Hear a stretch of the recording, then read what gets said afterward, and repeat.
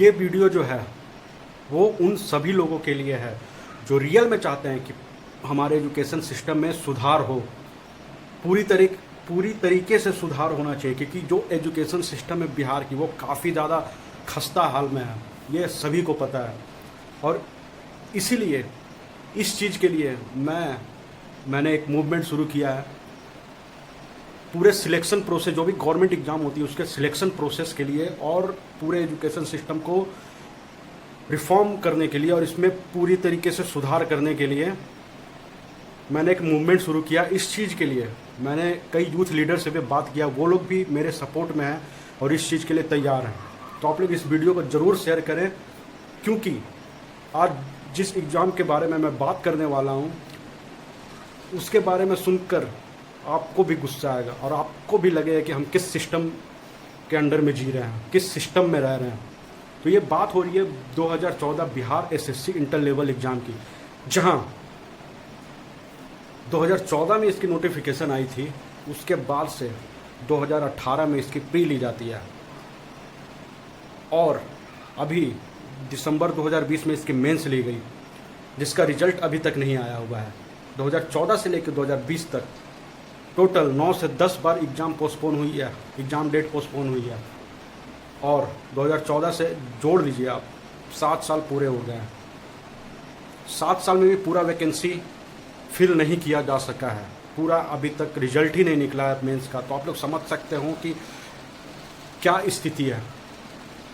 यहाँ के जो ऑफिसर्स हैं जिनके हाथ में पूरी ये जिम्मेदारी है ये कंडक्ट कराने की, रिजल्ट देने की, पूरी भर्ती प्रक्रिया को सुचारू रूप से चलाने की, पूरी करवाने की, वो कितने काम कर रहे होंगे।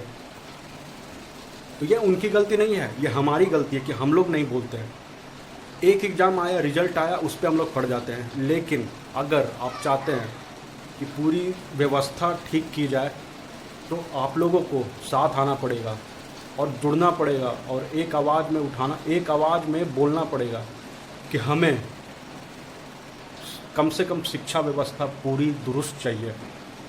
इसमें कोई गुंजाइश नहीं है और ना कोई गुंजाइश रहने देना है कि इसमें जो व्यक्ति है, जो बच्चा है, जो बंदा होगा, जो 2014 में उसने फॉर्म भरा होगा, मान लो उस समय उसकी उम्र 30 साल हो रही होगी, वो उम्र के आखिरी पड़ाव पे होगा, तो अभी 8 साल हो गए हैं लेकिन उसकी अभी तक पूरी भर्ती प्रक्रिया नहीं हुई है।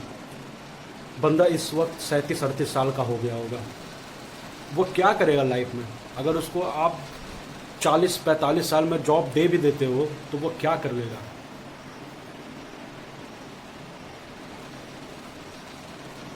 और एक और चीज़ मैं बताता हूँ कि 750 रुपये का इसका फॉर्म था और इसमें कम से कम 10 से 15 लाख लोग भरते हैं ज़रूर।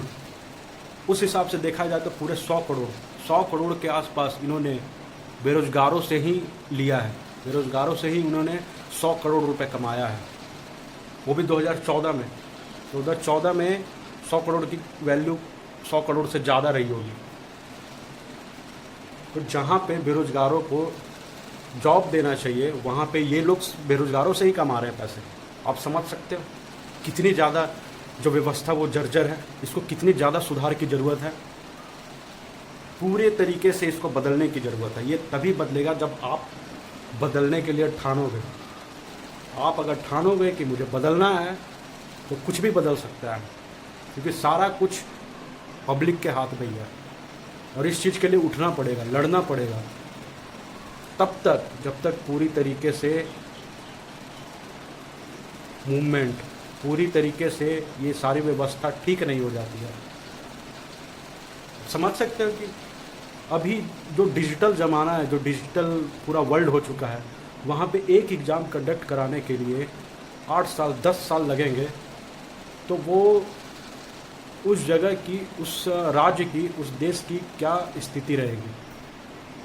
अगर आपको निकालना ही नहीं है, अगर आपको नहीं देना है, अगर आपको नौकरी नहीं देना है तो आप वैकेंसी नहीं निकालें, नोटिफिकेशन नहीं निकालें, लेकिन लोगों से 750 रुपये भरवा कर जो आप लोग छोड़ देते हो भर्ती के नाम पे, ये चीज़ बहुत गलत है। और ये ही चीज़ को आप लोगों को समझना होगा।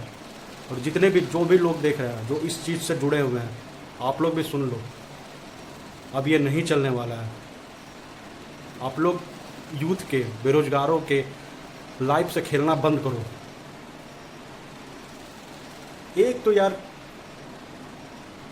कैसे कैसे वैकेंसी निकलती है, कैसे कैसे वैकेंसी आप लोग 1 2 4 फॉर्म निकलवाते हो। जहाँ करोड़ों बेरोजगार हैं वहाँ पे 2 4 फॉर्म निकलवाते हो, और उसमें भी आप लोग इतना इतना टाइम लगाते हो। क्या है यार, थोड़ा भी अंदर इंसानियत होना चाहिए, थोड़ा भी अंदर इंसानियत होना चाहिए कि किस स्थिति से बिहार में ऐसे ही इतना गरीबी है, कितना लोग कैसे कैसे मजदूरी करके, क्या क्या छोटा छोटा काम करके वो लोग पैसे जोड़कर पढ़ाई करते हैं, तैयारी करते हैं, कोचिंग लेते हैं, और एग्ज़ाम ही कंडक्ट नहीं होता है, एग्ज़ाम का रिज़ल्ट नहीं आता है। एग्ज़ाम का रिज़ल्ट आता भी है तो उसमें आधा सेटिंग हो जाता है, आधा ही लोग तो पैसे देकर घुस जाते हैं। तो उस राज्य की हालत क्या होगी। इसलिए अभी बिहार की जो लिटरेसी रेट है पूरे इंडिया में सबसे कम है। क्या कारण है इतना कम है। बिहार से तो लोग IAS IPS निकलते हैं, बस ज़रूरत है रोज़गार देने की, वैकेंसी निकालने की, टाइम पे पूरी भर्ती प्रक्रिया करवाने की।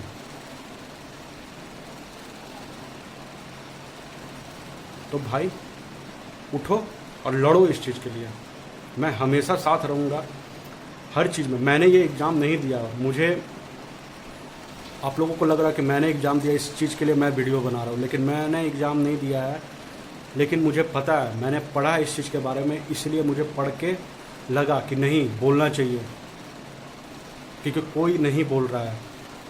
तो इस चीज़ के बारे में बोलना पड़ेगा, क्योंकि पूरे एजुकेशन पे ही राज्य का, देश का फ्यूचर डिपेंड होता है। तो चलिए, उम्मीद करता हूँ कि आप लोग इस चीज़ को समझेंगे और साथ आकर इस मूवमेंट को मजबूत करेंगे और आगे बढ़ाएंगे, ताकि हम लोग इस सिस्टम को ठीक करने की ओर पहला कदम बढ़ा सकें।